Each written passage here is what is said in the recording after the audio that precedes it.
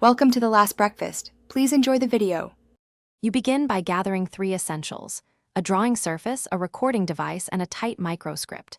Explain why. Clear tools reduce friction and focus keeps viewers engaged. Once you have a 3-5 beat script, mark timing for each beat so you have pace. Use timestamps like 0, 0, 0, 0, 20 per beat. Make sure lighting is even and the camera frames the drawing area. This immediate action gets you drawing in minutes rather than hours. You now move into the core process: block, refine, and narrate. Start with quick light sketches to map composition. This saves time and prevents mistakes. As you narrate each beat, explain what you draw and why. This connects thought to stroke. If live narration feels rushed, record voice separately and align it to drawing beats in a simple editor. Once done, add labels and one color accent to guide attention to the most important parts. You finish by cleaning and exporting.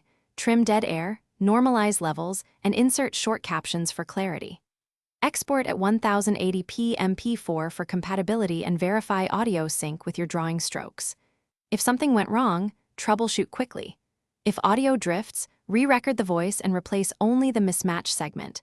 If lines wobble, smooth strokes in your app or redo that specific pass. One key tip: